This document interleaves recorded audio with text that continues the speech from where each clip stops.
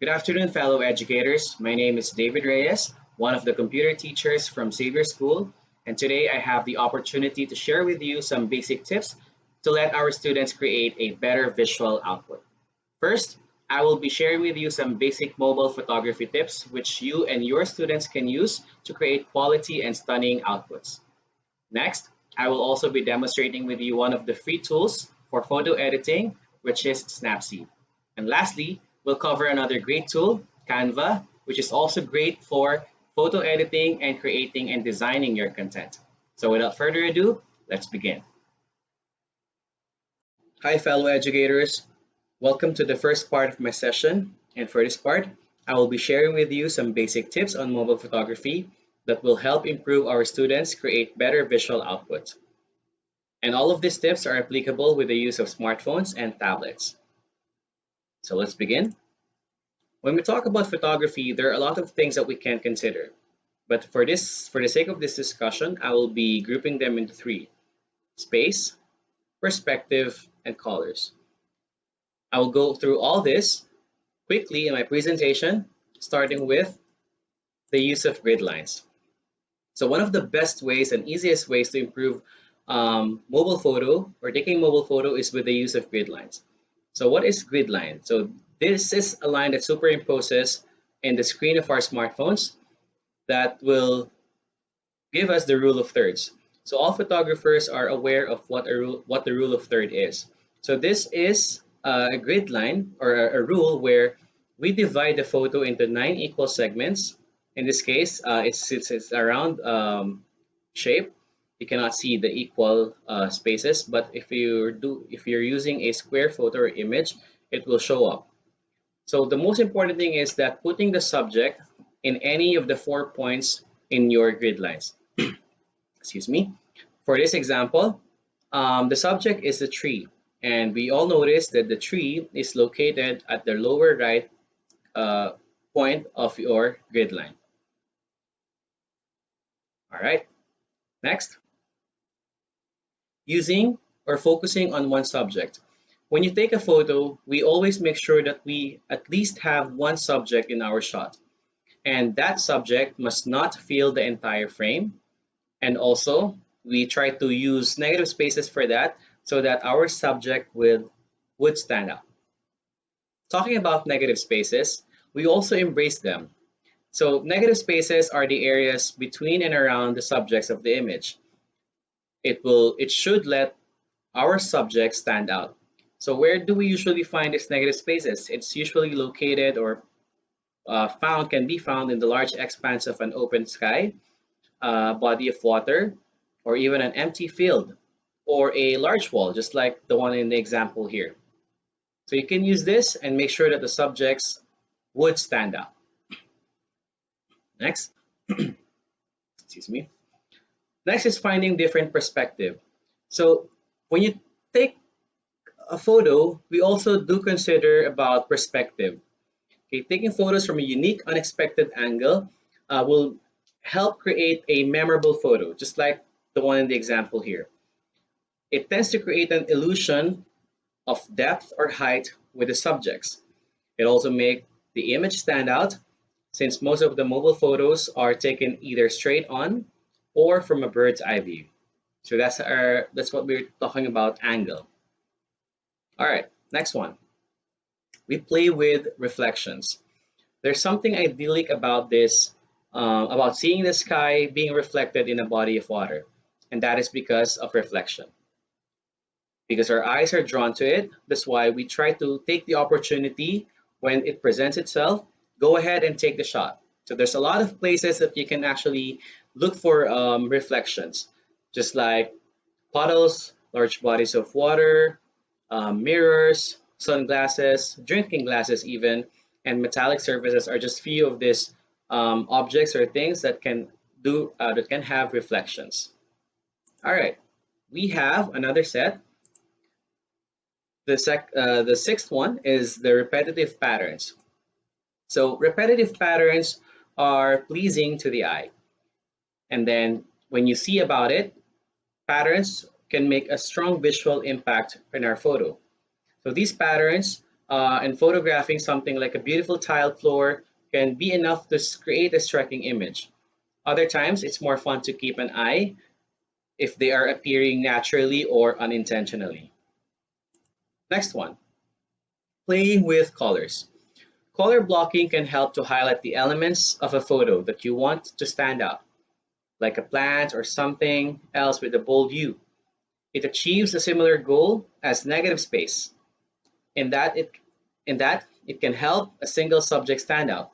But with color blocking, the photo's other elements remain intact for a cohesive image. So in this case, we don't remove the palm or the hand because it actually also helps in giving the meaning or conveying the message of your photo. Next one, avoid zooming. When you take a photo from a distance, it's very tempting for us to zoom in, but it's actually better not to zoom in because doing so can make our photos grainy, blurry, or pixelated. So what you can do is to get closer to the subject and just do the cropping later. That way you won't compromise quality and it's easier to play around and optimize for larger image. Next one, the use of leading lines. Leading lines will definitely draw the attention of the viewer. So in some photos, there's a line that draws the viewer's eye toward a certain part of the frame. And these are what we call your leading lines because it creates a sense of depth of an image. It can also make your photo look purposefully designed. So this is one of the highlights when I ask my students to take photos in the vicinity of the campus of Xavier School. Most of them are actually fond of looking for leading lines because this is one of the greatest, not the greatest, but this is actually a good consideration of taking a good photo as well. All right, next one. Look for symmetry. In photography, symmetry usually means creating an image that can be divided into two equal parts, which is the mirror image of one another. But it's a bit different with reflections, since symmetry can be found in the wild, as per the staircase in your home or wherever you find one, or you can set up your own photo accordingly, just like the one example here. All right, next one. Talking about spaces, we now go to perspective again. And for that perspective, we always consider as well looking for small details. So this can make really a compelling visual content. So close-up images that can capture small, intricate, and delicate details can make a really compelling visual content, just like the example here, a bee in a pollinating the flower. So always keep an eye out for textures and patterns like peeling paint, a gravel road, or a tile tabletop. The next one, the use of natural light. So when also taking a photo, you also consider about the use of natural light because you have to take the advantage of the source of natural light you can find even after dark. This gives you a chance to play with shadows or create a silhouette with the other ambient sources of light, like traffic or the surrounding buildings or the lights from the cars and so on, and many more. The next one, the use of flash responsibly. Sometimes, most photographers would use flash in the day, and that is actually correct because sometimes it creates an invasive and uneven shadows in your photos. So might as well use the flash in a well-lit place, which can lessen the shadows at the back or the amount of shadows in your photo. But then again, you always have the opportunity to play with the flash, but again, with restrictions or limitations. Okay, next up, creating abstracts. So abstract photos are meant to capture the essence of an object or a series of them without revealing the entire landscape as a whole. In other words, they serve the purpose of creating unique, surprising images from ordinary objects. So like in this example, it's just simply a spoon that is on top of a, let's say for example, a cloth that has equal lines of black and white. So this look can be accomplished by cropping an abstract portion of an otherwise normal photo and by taking close-up shots of the objects to leave the viewer wondering in admiration, of course, what the subject might be. Another one is taking candids. I think we're almost done. For this photo, candid photos are better able to effectively capture the emotion and essence of the moment. So don't forget that it's better to take candids, take as many as possible photos, and then you choose the best one. That's why one of the features of the phones right now is the use of burst mode, wherein you just hold the shutter and it will take lots of pictures, and then from there you can just select the best one. Okay. And lastly, don't be afraid to be conventional. Composition is a huge part of what makes a photo great, but so is photo subject. Some of the most delightful and remarkable photos come out of cool, unique ideas. Images are more effective than text at evoking emotions from your viewers. That often means getting your photos to say something. So don't be afraid, be creative, have your own unique ideas in taking your photos. And I think a lot of the tips can be seen in the social media such as Facebook posts, Instagram, and Twitter. And all of these are readily made available by the photographers. So there, these are some of the tips that you can use when it comes to doing mobile photography, which we educators can use as well and also be able to share with our students. Coming up, I will also be demonstrating for the second part the use of Snapseed, and the last part will be the use of Canva. See you in a while.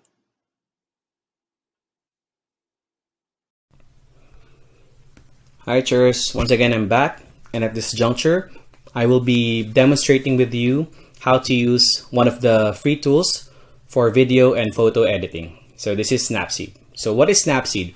Snapseed is a photo editing app that you can use to help create better visual outputs both for students and teachers alike. So this is a mobile application, meaning to say that it is available for smartphones and tablets, and it also works for both iOS and Android devices. And the best part is it's actually free. By the way, for this demonstration, I will be using an iPad, so there might be a slight difference to the interface for those who are using an Android device. So when you open the app, the first thing that you will see is a plus button at the center, which allows you to access the gallery or directly take photos from the app itself. And for this demonstration, I have pre-selected photos, which I will be editing later on. So we open the device and then select from recents. Sample this one. Okay. So before we start, I'd like you to focus on the right side of the screen. So there are three icons here. So the first one is for the filters. So this is like an already ready edit made for your picture. Okay. Current. The second one, the second icon is a pencil-like icon. When you click that, it opens up to 28 different editing tools. And then the last one is the share icon. So the share icon, which allows you to save and also share it with others as well. So for this demonstration, I will be using a photo from the assessment I gave my students previously. And then in my case, since I am a computer teacher, what I focus more on is the technical side of editing. So I also encourage my students to edit the photos manually and not just select the auto filters. So let's start editing. First, let's select the pencil button here. And don't worry, we're not going to be using all of it. We're just going to use one tool here, and that is the tune image. That is the first icon on the upper left. So we click that one. You can make the picture bigger by just zooming in, just pinching in. Okay. And then at the bottom part, you would notice that there are four more icons there. The X icon, the adjust icon, auto adjust, and then the check icon. So again, as I've mentioned a while ago, I encourage my students to spark their creativity by manually adjusting the photos. And then remember the goal of editing, which is to make it better. All right, let's begin by clicking the adjust icon, or just simply scrolling your finger from up and down. Okay, you would notice that there are 7 different tools that you can use. So let's dive into the first tool here, which is your brightness. So let's define also what these tools are. So first, brightness is one of the many tools responsible for the amount of light in your photo. So to make an adjustment, you just drag left or right to see the changes in your photos. Okay, so let's try to make it a bit brighter. So when you're doing an adjustment, just a tip, just consider adding more or less to the amount, because you're also going to use or check out other tools as well. So let's start first by adding a little bit of brightness to this photo. All right, second one, again, scroll down or up. You would now be seeing this pop-up adjust tools here. So let's select contrast. So what is contrast? Contrast refers to the difference between the light and the dark areas in your image. So if I adjust it, what you normally will see is focusing on the light and dark areas of the photo. So if I reduce the contrast, it appears that it's making it a bit lighter. And if I increase the contrast, it makes it darker. So let's try to reduce the amount of contrast. Okay, just a little bit. There you go. And then again, scroll down or up. We go to the third icon, which is the saturation icon or the saturation tool. So this tool is actually the one that will refer to the intensity of colors in the photos. So color. So this will give your photos or image more color or less color if you adjust it. So if we adjust it to the left, okay, it becomes like a black and white because you're removing the saturation. And then when you go to the right, you would notice that you're actually making it a bit colorful. You also notice the colorful parts in your image. Okay, so let's adjust more. Let's go to the fourth tool here, which is your ambience tool. Ambience, just like the ambient or the surrounding, is also at a special type of contrast, which controls the balance of light in your image. So if we adjust the ambient light a little bit to the right, you would notice that by increasing it, you can see that you can actually see the actual or the photo getting better. Okay, we now go to the fifth one, which is highlight, and the sixth one is shadow. So both of these are actually they both work hand in hand, because this highlight focus on the brightness or bright spots in your photo, while the shadows focus on the dark spots on your photo. So let's first edit the highlights. So let's try to adjust a little bit, or to the right or left. Let's see. By the way, when you're editing, one of the crucial part as well is, of course, your eyes. You are the best judge for this photo. Okay. Next up is a shadow. So let's try. Oops. If you reduce the shadow, it looks like it's already nighttime. So if you try to adjust to the right, so just a little bit, there you go. It appears to be the normal photo. And then warmth. The last tool that we will be using is the warmth. So this tool refers to the temperature of your photo. It pertains to the yellowish tint or the bluish tint of your photo. So when we scroll to the left, it gives you the photo is actually becoming cooler, and if you swipe to the right, it's becoming warmer. So as you can see, you can actually play with this by just simply adding a little amount of warmness to your photo, so to make it appear like it's a normal or natural photo taken by the day. All right, let's move on. Again, if you want to make certain adjustments, more adjustments, you may go back to the previous tools that you have used. Again, brightness. If it's not enough for you, you can add more. And then scroll. By the way, if you hold it, it will show you the default picture, and if you release it, it will show you now the edited photo. So we'll just add more. Again, contrast. So just this is what I let my students explore. Again, try to explore a little bit of the tools or the adjust tools, and then go back to that particular tool if you think that you lack or it's too much of that particular tool. Okay, Last one, saturation. Let's see, and more, and ambient lights. Okay, I think this one is already okay. So let's try to check or select the check icon here. So that's already done, and just save it, and then allow it to modify this photo. So there.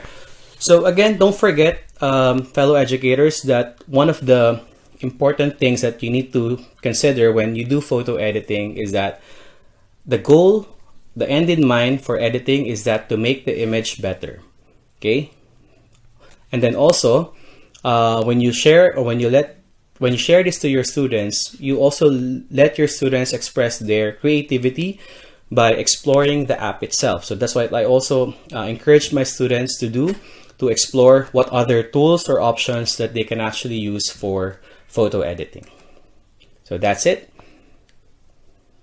Thank you, fellow educators. All right, fellow educators. Once again, I'm on my last part of my session, and at this point, I will introduce you to Canva. So what is Canva? So Canva is a graphic design platform used to create visual content. It is available for both mobile and web-based.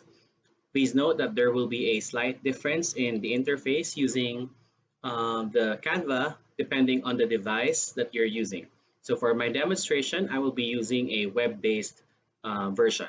So let's begin. Once you're done, just pull up your browser. Any browser would do. And then I want you to go to canva.com. And then once you're in Canva, you will be asked to log in. But in this case, I'm already logged in using my personal account.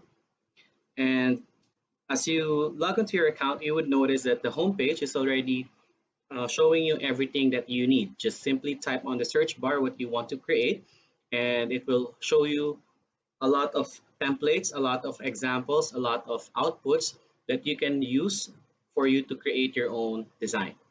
All right, so let's begin. So on the upper right corner, on the upper left rather, you would see that there are different tabs here. So the templates, which will show you if you're going to create content regarding social media, personal invites like this one, is posted here for business. What else? For marketing, for education, and anything, basically anything that you need can be found here. Another one is the Discover tab, wherein you can see here a lot of options for you, free options for you as well. The one that is already in uh, the most popular ones, and many more. And for Learn, these are like tutorials for newbies. And then for the pricing, there are two versions of this one. You have the free version, which I am using, and the pro or the paid version. So these versions are actually quite similar. You just have to have, once you have the pro version, you can make your own uploads. You can make your own creation as a paid version as well. All right, so let's dive into the sub menus here. So on the left pane, you would see that there are 7 different sub menus that you can see. The first one is recommended for you. So for the recommended for you, depending on the history of what you're doing, but for beginners, you will just have to select from the Create Design tab. There are a lot of options if you want to create recommended for presentation, for poster making, infographic, and for social media, what type of posts you're into, Instagram, Facebook, etc. For events, if you have wedding invitations, poster making, brochures, for marketing, it's the same thing and many more. Okay, but for my account, I will be showing you the things that I've already done for this example. So for recent designs, these are the things that I have already created. Facebook posts, if you want to be guided on what better pictures or posts you want to share with your friends or with your families. And then for logos, if you are creating something like an icon for your business, an icon for your web page, etc. So this is where I actually created the design for the web page, the Facebook page for next series, and also the logo that you are seeing there, also in our YouTube channel. By the way, I'll be inviting again everyone to please subscribe to our YouTube channel and click that bell icon for you to be notified for our next sessions, and also like and follow us on Facebook and Twitter. All right, so let's begin. The second tab is all your designs. For all your designs, this contains most of the things that you have already created. So technically, as what you can see here in this page, which these are the things that I have already created and examples as well. For brand kit, this is for making your own brand if you want to share it with others as well. For creating a team, this one is if you invite your friends, your colleagues, your family members, or your students to have their own Canva account, you can do it here. And then the folders is like an organization of the things that you have already created, your designs, the posts that you have liked, the things that you have purchased, uh, creations that have been shared with you, your own uploads. And for me, I have already created a folder which the others and the excess for school matters, and the others are for my personal creation. All right, so let's begin with all your designs. So I'll be sharing with you the one I have already created as an example. And since our context is more of the education, I have provided a sample assessment that you can use, for example, for CLE, social science, English, Filipino. Just make sure that you include as well a rubric for your students to understand and how or what they need to do in order for them to be guided, especially when creating content, something like this. All right, so we'll just go over on how I create this. Since I have already an example here, so you can search, for example, the template, which is an infographic. So these are the templates. Templates are already made available for Canva for you, so you can use it.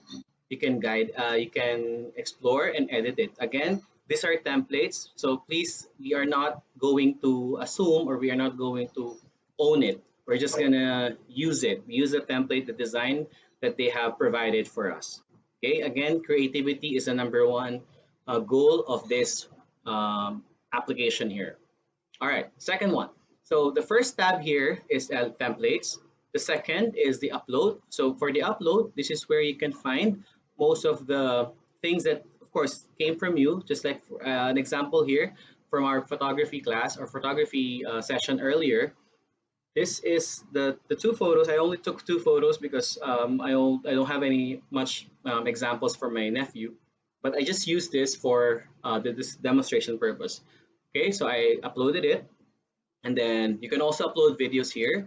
And then the third icon here is for photos. So these are the sets of different photos which you could also use if you want. So these are all free, so you don't have to worry about the copyright issues here. But if you want to look for another picture or photo, you can just browse in google.com and then just make sure that you properly cite the sources where you got the picture from.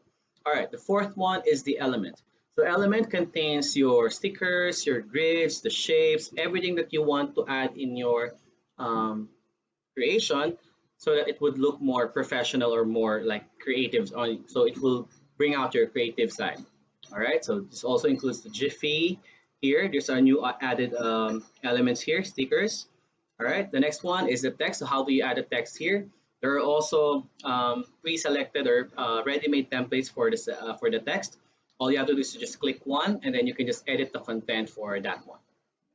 All right, the next one is videos. So for videos, you also have short clips here, short videos, which you could use if you want to be more creative. So these are all free as well. Okay. And then for background, just like what you are seeing in this example, I used the third icon here or the third background here. So there's a lot of backgrounds that you can use for your presentations. Just make sure that you do the pattern design elements, contrast of colors from light. If you're using dark text, use light background. If you're using light background, you use dark text. Okay, and then the folders, things that you have purchased if you have, and the likes as well.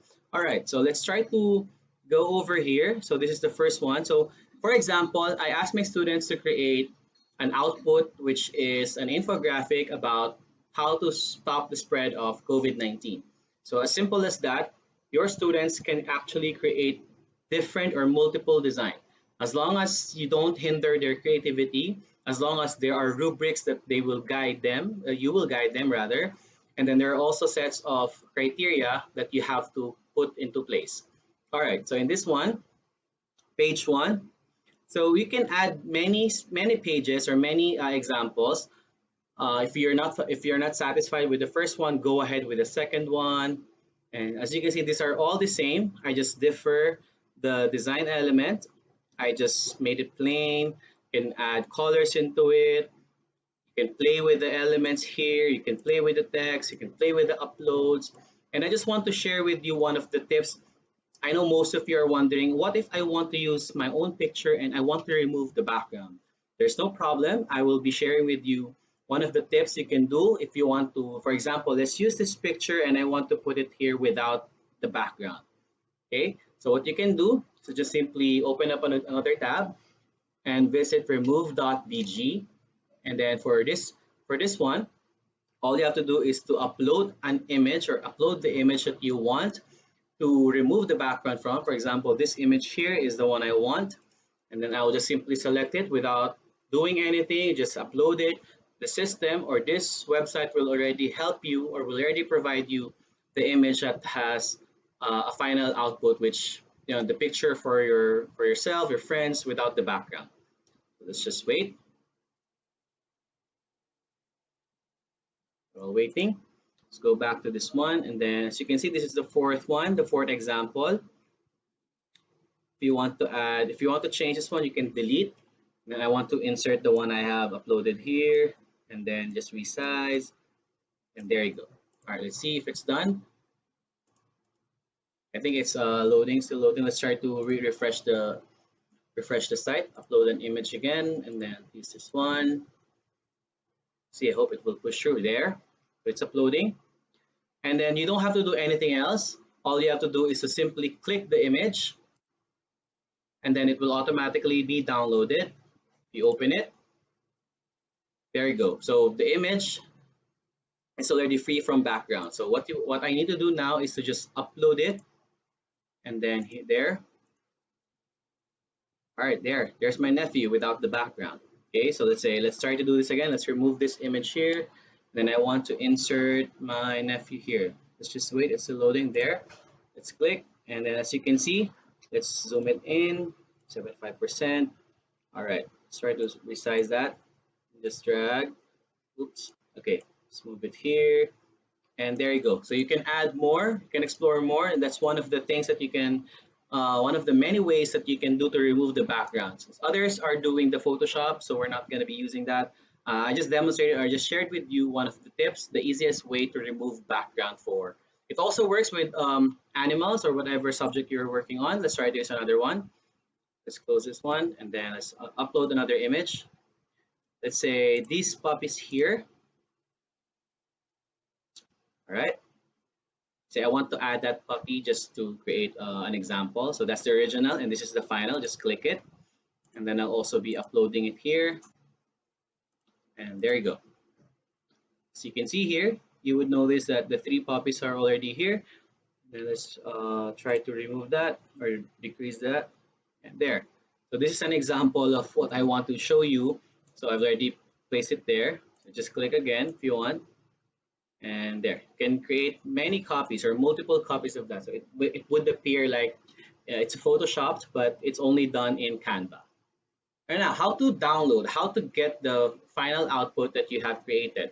So after doing the editing, after doing after doing the final output, if you think you're done, let's say for example, in these 4 examples, I want to use the third one, so page 3.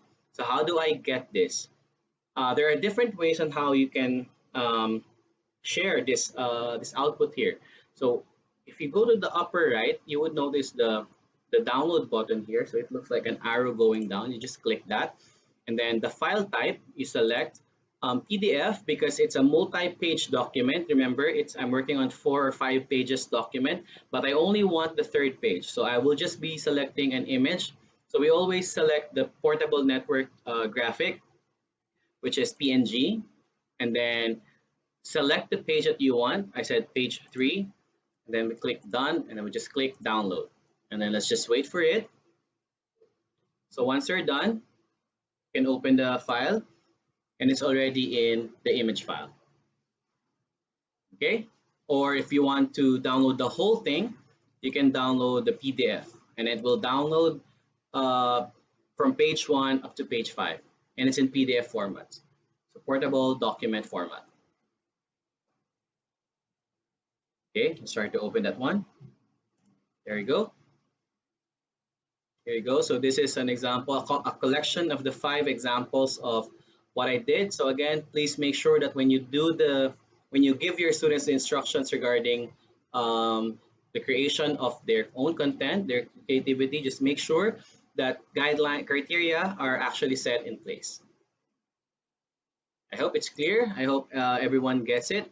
So it's just simple. It's a no. It's not technically a rocket science. It's just click and click, and then just this one will actually should spark your creativity and also our students. So these are the tools that you can use to help create your own and also share with your students so that they have the idea of, oh, there are free apps, there are free tools that they can use for us to create a better and create and edit content.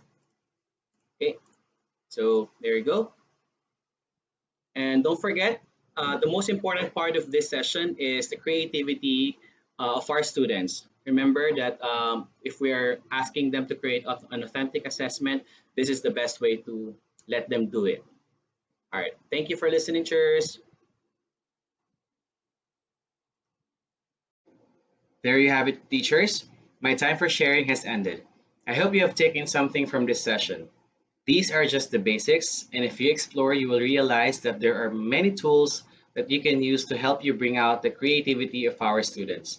Remember, creativity is very important because it encourages them to learn new things. Thank you so much.